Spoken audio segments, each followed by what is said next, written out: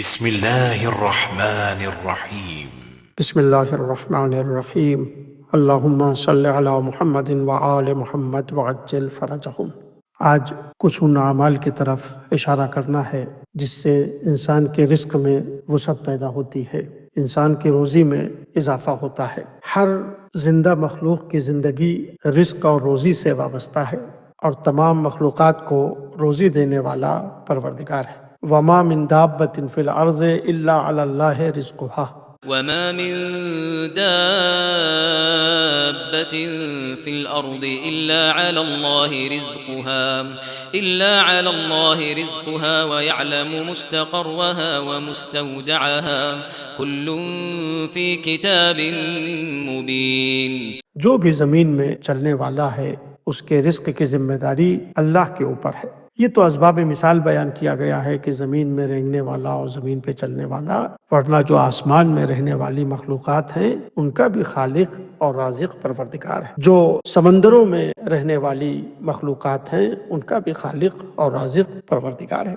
ہر ایک کو روزی دینے والا وہی ہے، اور اس نے یہ ذمہ داری لی ہے کہ ہم نے تمہیں پیدا کیا ہے تو ہم تمہارے رزق کا بھی انتظام کریں گے۔ لیکن قرآن مجید میں اور احادیث اہل بیت اطہار علیہ السلام میں کچھ باتیں ایسی بیان کی گئی ہیں جن سے رزق میں اضافہ ہوتا ہے، رزق میں وسعت پیدا ہوتی ہے۔ لہٰذا میں چند کاموں کی طرف، چند ان اعمال کی طرف اشارہ کروں گا کہ جن سے رزق میں وسعت پیدا ہوتی ہے۔ پہلا عمل نعمت کا شکر ادا کرنا۔ اگر انسان اللہ کی دی ہوئی نعمت کا شکر ادا کرتا ہے تو پروردگار عالم اس نعمت میں اضافہ کرتا ہے، رزق میں انسان کی وسعت پیدا ہوتی ہے۔ قرآن مجید کی آیت ہے لَإِن شَكَرْتُمْ لَأَزِيدَنَّكُمْ، اگر تم شکر ادا کرو گے تو ہم تمہاری نعمتوں میں اضافہ کریں گے۔ امام جعفر صادق علیہ السلام کے ایک صحابی جن کا نام اسحاق ہے، وہ کہتے ہیں کہ میں امام کے ساتھ سفر کر رہا تھا اور امام سے گفتگو کر رہا تھا، اچانک میں نے دیکھا کہ امام جعفر صادق علیہ السلام اپنی سواری سے اترے اور قبلہ رخ ہو کر آپ سجدے میں چلے گئے، اور طولانی سجدہ آپ نے کیا۔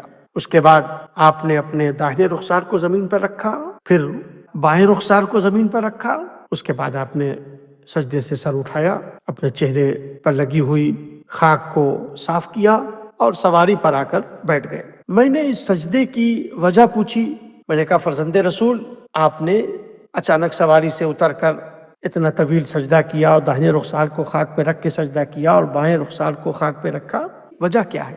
امام نے فرمایا اے اسحاق، اللہ نے مجھے نعمت عطا کی ہے، میں نے اس نعمت کو یاد کیا، لہٰذا میں نے اللہ کا شکر ادا کیا ہے۔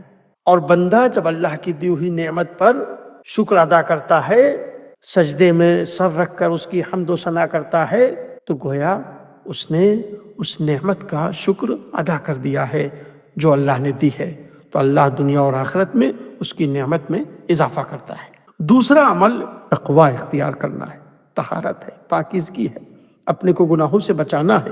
یہ تقوی رزق میں اضافہ ہونے کا سبب ہے۔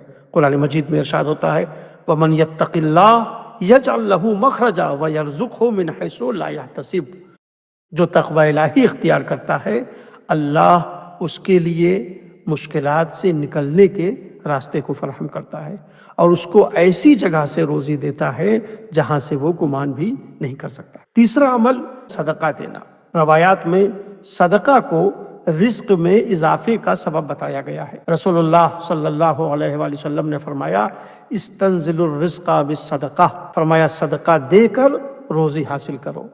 صدقہ صرف فقیر کو پیسے دینے کا نام نہیں ہے، بلکہ روایات میں صدقہ کے وسیع معنی بیان کیے گئے ہیں۔ رسول اللہ صلی اللہ علیہ وآلہ وسلم نے اصحاب سے فرمایا کہ روزانہ ہر مسلمان پر واجب ہے کہ وہ صدقہ دے۔ اصحاب نے کہا یا رسول اللہ ایسا کون کر سکتا ہے؟ پیغمبر نے فرمایا بیمار کی عیادت کرنا صدقہ ہے، امر بالمعروف کرنا صدقہ ہے، نہی عن المنکر کرنا، برائیوں سے روکنا صدقہ ہے، سلام کا جواب دینا صدقہ ہے۔ یعنی یہ سارے صدقہ کے مصادیق ہیں کہ جنہیں کرنے سے رزق میں اضافہ ہوتا ہے۔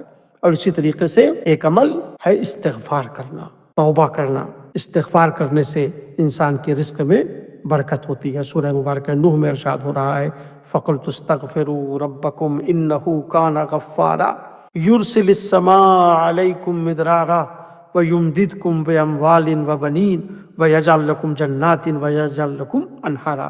جناب نوح کہتے ہیں کہ میں نے اپنی قوم سے کہا کہ اپنے پروردگار عالم سے استغفار کرو، اس لیے کہ وہ غفار ہے، وہ تمہارے گناہوں کو بخش دے گا اور تمہارے اوپر آسمان سے موسلادھار بارش نازل کرے گا، اور مال کے ذریعے سے تمہاری مدد کرے گا اور اولاد کے ذریعے سے بھی تمہاری مدد کرے گا، اور تمہارے لیے جنات کو، باغات کو قرار دے گا، اور تمہارے لیے نہریں جاری کر دے گا۔ اور اسی طریقے سے ایک عمل اور ہے، انسان طلوع فجر سے لے کر طلوع آفتاب تک ذکر الہی میں مصروف رہے، یاد پروردگار میں مصروف رہے۔ روایت میں وارد ہوا ہے کہ یہ طلوعین کے درمیان، یعنی طلوع فجر سے لے کر سورج نکلنے تک اگر انسان ذکر الہی میں مشغول رہے گا، رزق کی زیادتی کے لیے یہ عمل بہت مؤثر ہے۔ حدیث میں وارد ہوا ہے کہ زمین پر ادھر ادھر کام کے لیے جانے سے زیادہ مؤثر ہے کہ انسان بین الطلوعین پروردگار عالم کی عبادت اور بندگی میں مشغول رہے، یاد الہی میں مشغول رہے۔ والسلام علیکم ورحمۃ اللہ وبرکاتہ۔